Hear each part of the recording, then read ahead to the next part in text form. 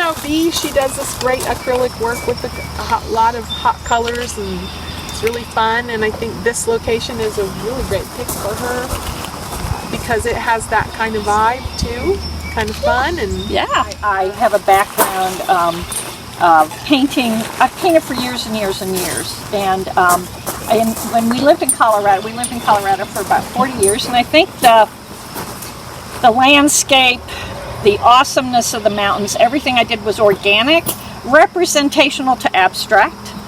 I didn't do buildings, didn't do structures, but I learned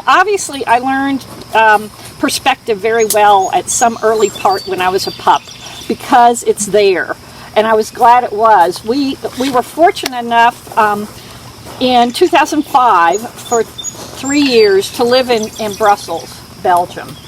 My husband was transferred there for a project, and I fell in love with buildings. Colorado's about landscape. Europe is about buildings, and maybe it was because of the landscape I lived in so long, I didn't care about European landscape. I cared about the buildings. And we would sit and have wine at a cafe or beer in Belgium, and I would sketch. And I didn't know there was a name for it. I didn't know it was a fancy pants urban sketching. I always had my moleskin, and I would sketch, and I had a very compact little watercolor set. If we had a second glass of wine, it got color.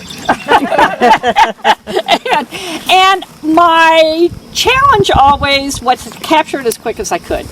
And I've really slowed down here, and I'm upset with myself. I love to capture things as quickly as I can. They're fresh. I like them better. But I'm the person who looks at the art magazines and they have step 1 to 10. Mm-hmm. I want them to stop at 4. Mm-hmm. I love the just loose, juicy things that don't tell you everything, but you can see the artist's hand in it, you can see the brush strokes, you can see the understructure out a little bit. And I start with yellow because, as I said, I like to work transparently, and I can go over yellow kind of. And another thing I do that I don't know, some people who purchase think it's cool. I do it because I hate dealing with frames a whole lot, and so I do paint on deep canvas, and I do paint around the edge. And I do it when I'm here because I've got the paints and the colors, and I have to remind myself to do that. But one of the things I've learned from some people here, Brian and people like that, is to lead people into your painting. Do you seal them at the end?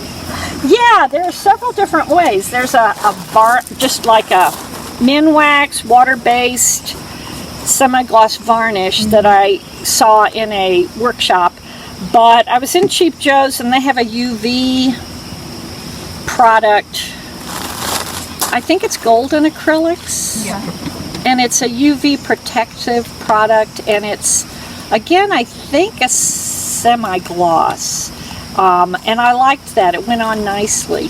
And I like that it's a UV protection. I mean, in the end, I go back to the fact that this is plastic.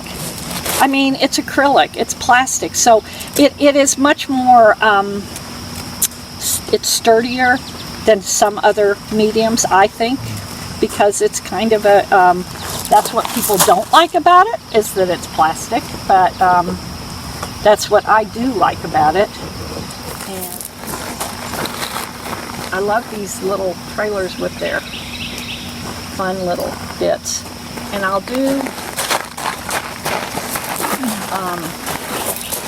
probably go over this red with a more of a magenta-y or something that's cooler. I'm learning that bit, the cool part. And I might want this one to be a little warmer.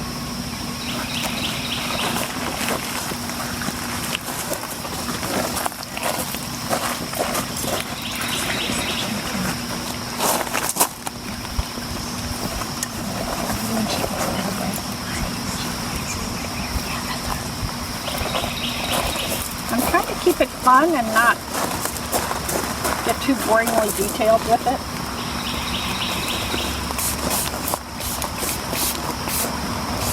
And this is, I don't do that often enough, but that's my reminder that the palette needs some attention.